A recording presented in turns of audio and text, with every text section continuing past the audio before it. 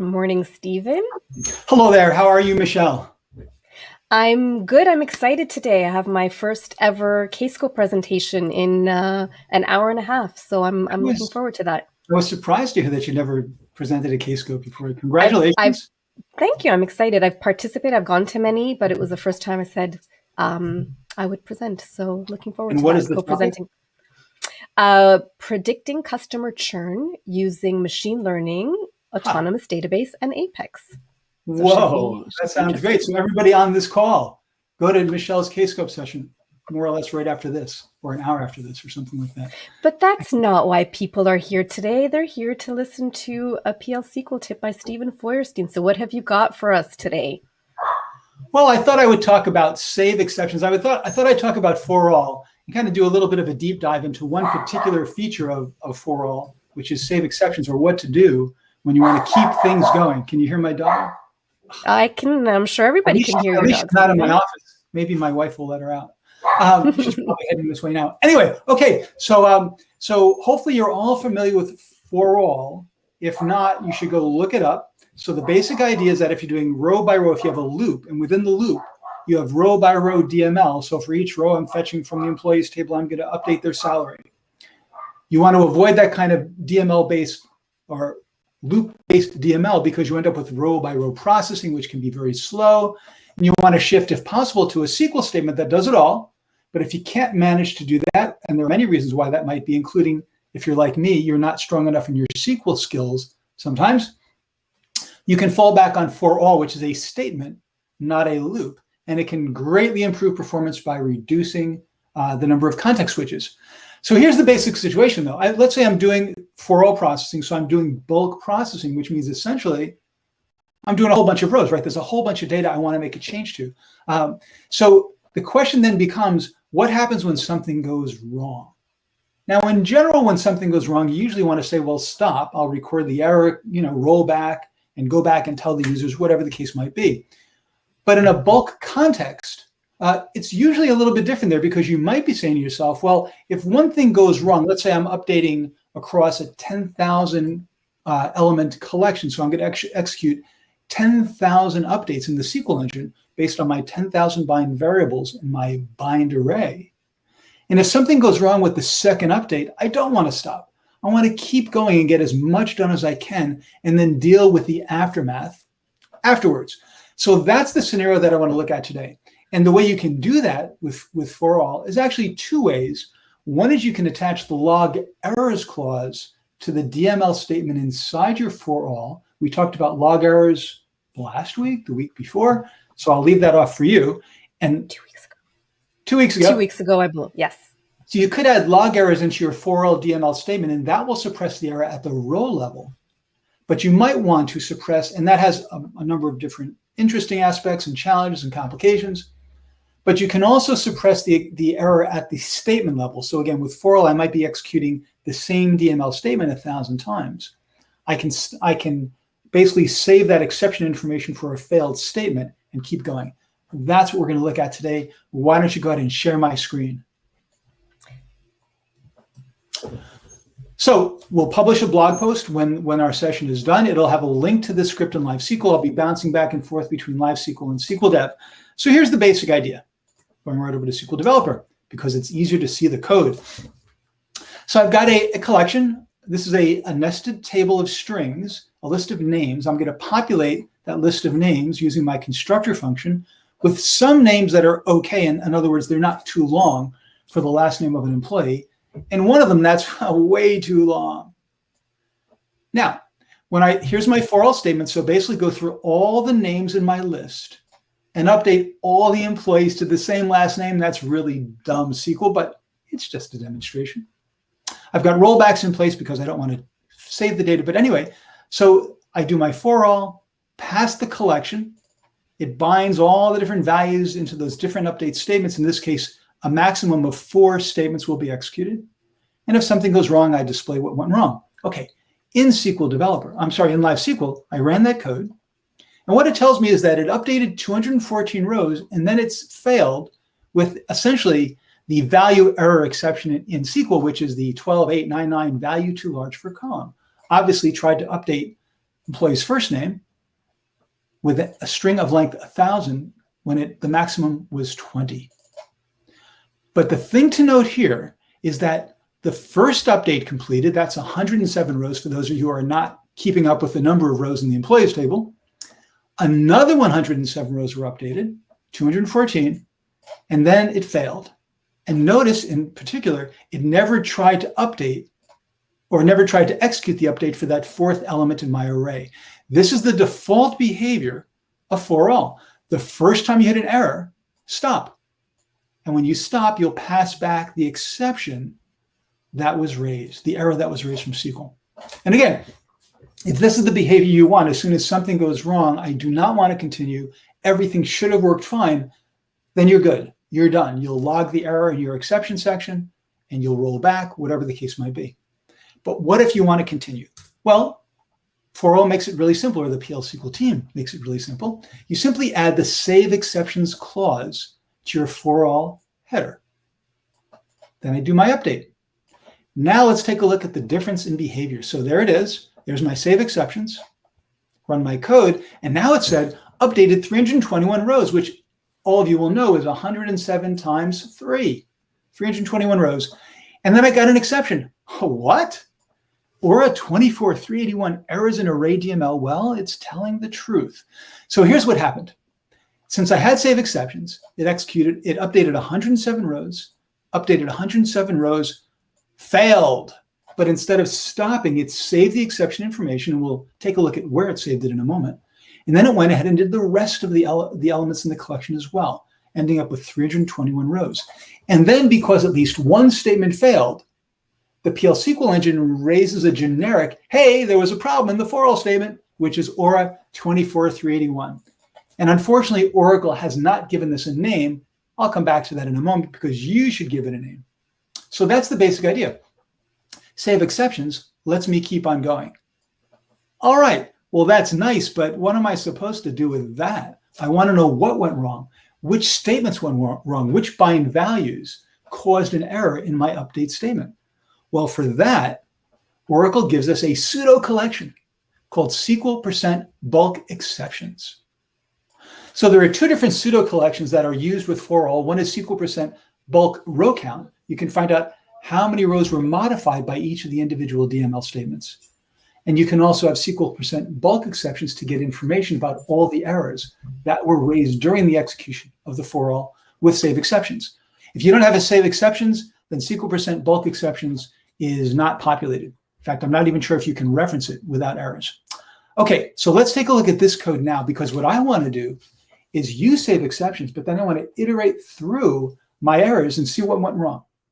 So first of all, I'm going to do a best practice, which is I'm going to declare an exception and associate it with the negative 24381.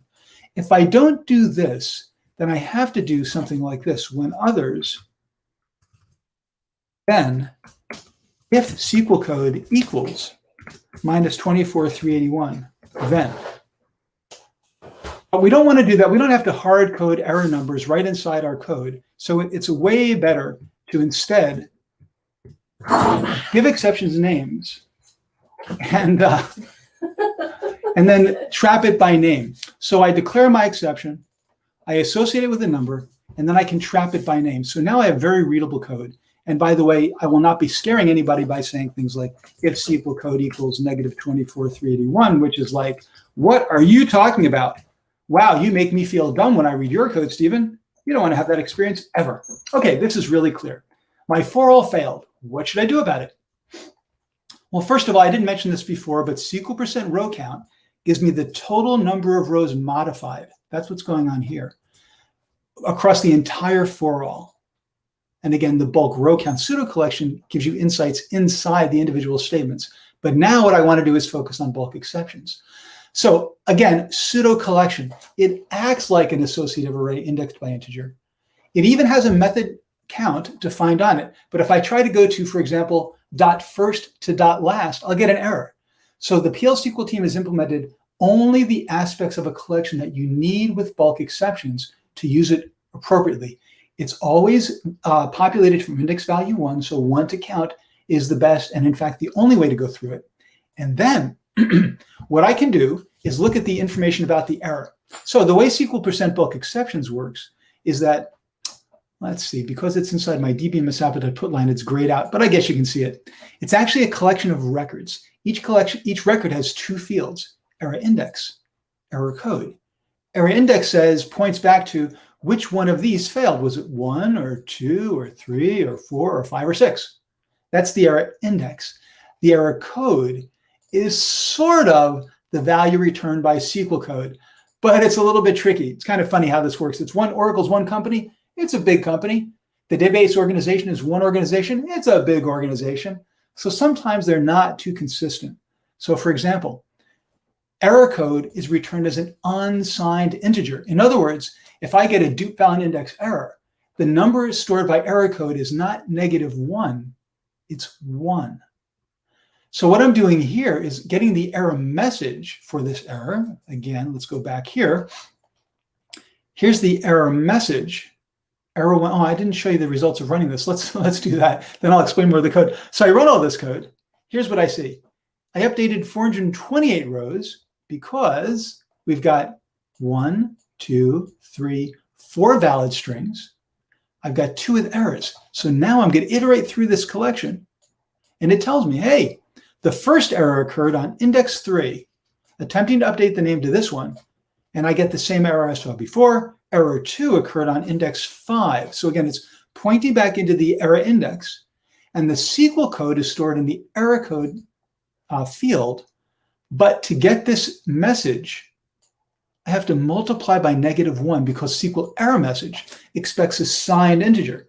And every single error code returned by SQL code is negative, except for 0, which means no error, and 1, which means user-defined exception, and finally 100, which is the same as no data found, obviously, and oddly enough.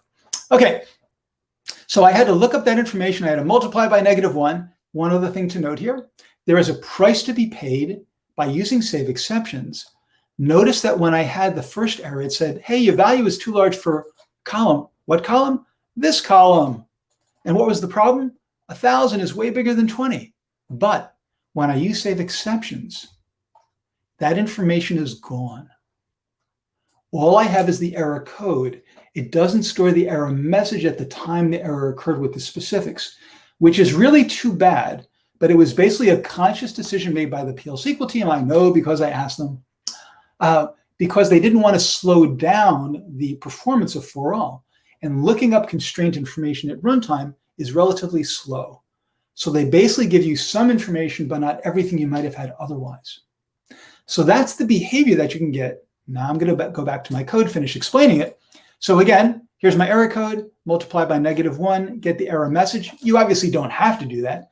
Usually, in fact, what you'll do is something like this. Logger.log error, and then you'll put in the error information here. So you'll basically copy the information from SQL bulk exceptions into your own persistent error log. That would be the usual thing you can do. But the other thing you can do, just to give you a sense of the power of this capability, is I could say if the error code is equal to 1, remember, not -1, then I've got a dupe valid index, so make adjustment, try to insert again, or whatever it might be.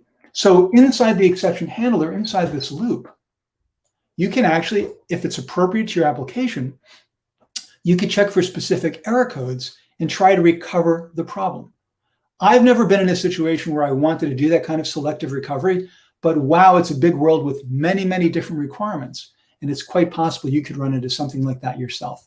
So you don't have to just loop through it and throw it into a table, persistent table. You can actually make some decisions and try again. Okay, so that's the basic idea behind SQL % bulk exceptions. Now let's look at one final interesting nuance, and that is... Stephen, there was just one comment from Deval a few seconds ago. Otherwise, it would display 107 times the same error, I believe. What's the context for that? Could you stop sharing for a sec? Mm-hmm.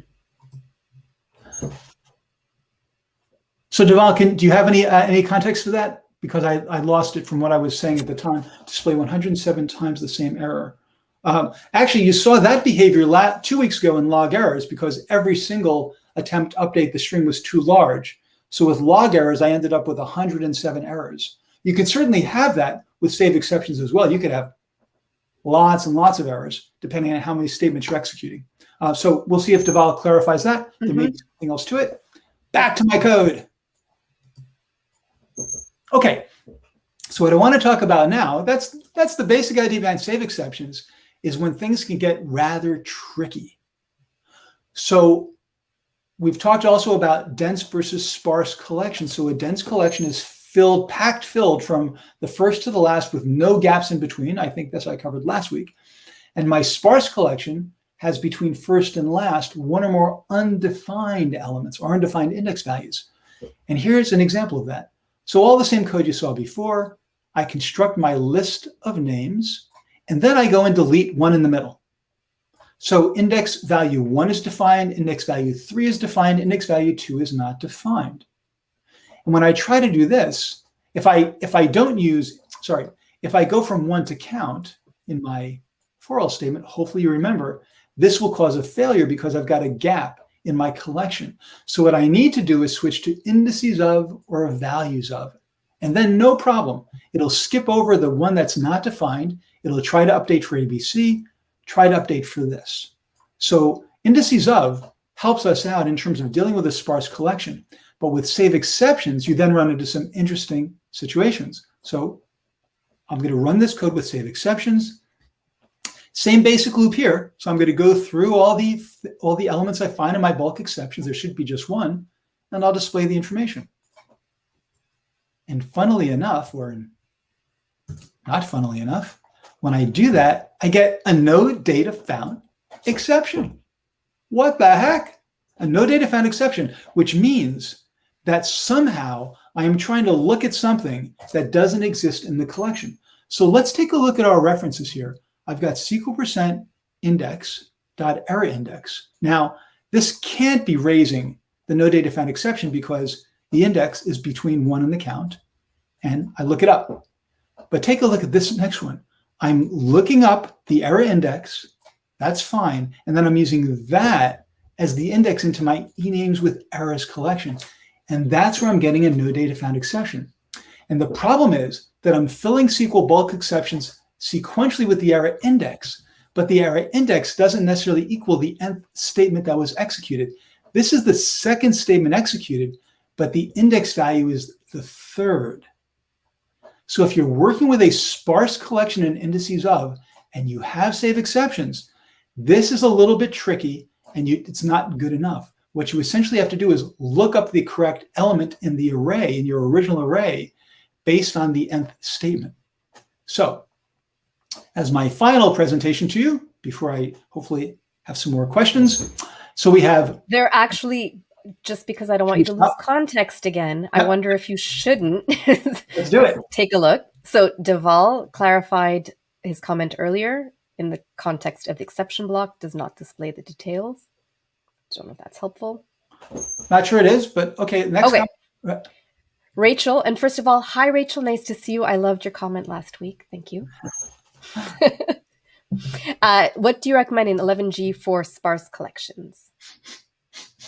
Does that mean you're still in 11G, Rachel? I'm sorry to hear that. That's sounds like she might be. So, boy, it's a long time. Now, I don't think that in 11G you have any issues. Save exceptions was already available. Indices of was introduced in 11G. So, and also collections of records was supported in 11G. So Rachel, I guess my question back to you is, it's fuzzy in my mind, it's not fuzzy in your mind. What issue are you running into, or do you think you have in 11G from what I've talked about so far? Because I'm thinking, indeed I am, you're on 11G. And what's the problem that you run into? So while that's coming back, so indices of is a really great way of basically papering over the fact that you have gaps in your collection. The problem is you have gaps in your collection, and SQL %bulk exceptions isn't smart enough to understand that you came from a sparse collection. So it's kind of filling itself sequentially. You've got to calculate where you need to look up. So let's go back to my code, and then Rachel up. So Rachel is saying performance and updates with SQL. So you have issues in performance and updates for SQL with SQL. And are you saying that you want to be able to switch to forall and you're not sure how? All right, keep your comments coming. Michelle, You know will what we keep should do? I'll make sure next time we have that join us link so that for conversations like this, Rachel could come on if she wanted to and ask you, because there's a little bit of a delay. This is a bit of a challenge. All right, I'll share your screen again. And so really just to finish up here, so now I iterate through my bulk exceptions elements. And then instead of taking this and passing it right along to this array as an index, I take that location and the collection itself, and I look up the bind array index. So basically I iterate through the array, basically going to the nth statement, and then I return that index value. It's kind of awkward. There might be a better way to do it, but nothing that I found myself. And I wouldn't worry about all the details right now. You can check my example when you run into this, which is probably pretty rare. But if you do try it without doing this kind of lookup for an indices of and sparse collection, you will end up with errors that will be very puzzling. Another no data found exception. Okay, so that's the end of the presentation.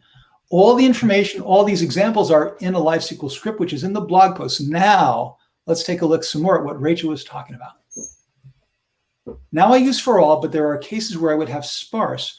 But Rachel, with 11G, so far as I know, you can use indices of, and you can use save exceptions and SQL% bulk exceptions. So as far as I know, there's nothing new in 12C and beyond for this particular set of features. And I don't think the only thing I might have shown you in any of my code, like this week and last week and the week before, with collections that wouldn't be in 11G, would be those use of what I called qualified expressions. So if you have an associative array, initializing it with a function call called a qualified expression is not available until 18C, but I'm pretty sure everything else is available to you. It may be faster in 12C and higher, but I think it should work. Okay, so other questions or comments about forall, save exceptions and exception handling, indices of, fun and games? We'll let them think about that for a while. Okay, great. And Rachel, by the way, if you have problems that we can't address here, feel free to DM me on Twitter or send me an email. There's my email address, and we'll get it sorted out. Okay, so feel free to keep posting your questions. I'm going to move on to the later phases of my Feuertip, which is number one, to share a book that I've really gotten a lot out of, and to show you a few different organizations and have someone pick the winner. Michelle, I'll go over the organizations now. Do you want to invite someone to be the picker of the organization? If Deval is still around, I've noticed he's participated in the last couple of weeks. We'd love to hear from Deval in terms of an organization. Okay. So the three organizations, I'll put them out there and then you can think about them. And in fact, any one of you can also post a comment saying, I really think you should give money to X, Y, and Z. Yes, so the absolutely. First one is the Orca Conservancy. So committed to the recovery of the southern resident killer whale population. You know, it's called the killer whale, but they're not really bad. So orcas, save our monarchs. Hopefully you know about monarch butterflies and the amazing travels they go through to go down to Mexico and just cover entire forests with their bodies. And they are drastically in danger of never being around again. So please help all you can there. There's a pasture about 5 miles away that I do a lot of invasives work in, and it's an enormous pasture of milkweeds. It's amazing. And I grab seeds, like just handfuls of seeds at the end of the season, and I bring them home and I throw them around in my yard. And we have 2 milkweed plants growing now in the front yard. So I'm hoping that will grow. So save our monarchs. And because it's just one of my all-time favorites, the Ben Killam Bear Center, rehabilitating orphaned black bears to go back into the wild. A truly amazing story and ongoing work. So think about those 3, Deval, if you're still on. Now, for my recommended book, and we are sharing good, thanks. We are, yes. So my recommendation for you to check out this week is 4 Arguments for the Elimination of Television. This book was published in 1978, but it is still so valid and so powerful. I really hope that you will all take a look. I barely ever watch television. It's probably been a decade now in which I've very, very rarely watched television, even a movie. I can hardly stand to watch videos on YouTube. I know I'm a fairly extreme guy in this position, but I do encourage you to give it a thought. There are many, many, many deep problems with television and essentially, to me, broadband distribution of formatted data. So what's basically happening when you watch television or watch me on a video or even live is that you're getting a whole set of data prepackaged, beamed into your head, and it's affecting the way your brain works. In general, that's true. But specifically when you're watching television, large parts of your brain kind of shut down. It's an escape mechanism, right? That's why a lot of us watch TV, but you really do exit your life and exit the world around you. And I think there are lots and lots of drastic negative consequences, one of which we're seeing with the big split we have in the United States between, well, I don't want to be prejudicial about it, but it does seem like a lot of us are not that well connected to what's actually going on in the world, but have their own vision, or they've been fed their own vision of what's happening in the world. And that's very dangerous. Be connected to your planet. And the way to do that is to spend less time, or the minimum amount of time possible, watching television. Do check out the book. It will change the way you look at that machine for the rest of your life. Okay, do we have a winner? So we do. Deval's picking orcas. He loves Yay! oceans. All right, thank you, Deval. Rachel wants to save the penguins fund for next week. I'll mark that down. Rachel, since you recommended it, can you send me a link to a group or two that you think will be particularly helpful in that regard? That'd be great. Good idea. Okay. And so, UDIT wants to fly across borders and continents. I'm with you on that one. Yeah. Yeah. You know, there's a beauty to the freedom of movement like that, of flying. I remember a friend of mine was watching a hawk flying overhead, and I said, wow, they must really enjoy looking down on things and probably thinking to themselves, what a bunch of losers those humans are stuck on the ground. And she said, I doubt it. It's just instinct. Whenever anybody says to you, it's just instinct, those animals are just doing things by instinct, you should really sit back and wonder, like, well, what do we do that's not by instinct, that we don't have a visceral, unconscious response to? We're all the same out there. And I think that birds must greatly enjoy flying. But also, because I spend so much time in the woods and with trees, I've really come to appreciate also the beauty of non-mobility, of being in place and basically therefore having to integrate with the world around you and creating a home for thousands and thousands of creatures for decades. That's what trees do. And that's really wonderful. So let's help keep trees alive, not just planting new ones, but help keep your mature forests alive. I'm sure every one of you have an opportunity to volunteer at parks and preserves near you, and you can help local ecosystems thrive and stay diverse. And that could be one of the biggest things you ever do. One final thing, now that I'm on my soapbox around the planet, I'm sure you are reading about the incredible heat waves going on in the Northwest in the United States and up into Canada. It's very, very scary. Now, one way to respond to that, and I think a lot of us, is just kind of retreat. I can't deal with it. Here's just one thing I want you to remember, at least to my view. Everything we do matters. Every action you take, no matter how small, makes a difference. When I avoid buying a plastic bottle of water, I'm helping save lives in the future, because those plastic bottles are killing stuff left and right. So everything we do, it might seem small to you, but if you save the life of one turtle by not buying something with plastic, that's pretty amazing. I'll take that. So look for opportunities to make an impact in your community. Certainly speak out, sign petitions, etc. But if you can take direct and positive action where you live, that'll have the most impact, and it'll make you feel the most better. And with that, stay safe. Hopefully you're getting vaccinated in your community and you will not have to wear masks soon. But in the meantime, yes, and also the terrible condo collapse in Florida. As always, there are many, many bad things happening in the world. So stay positive, stay focused, take action. Thanks everybody for joining us today, and I'll see you next week. See you next week, everyone. Thanks. Bye.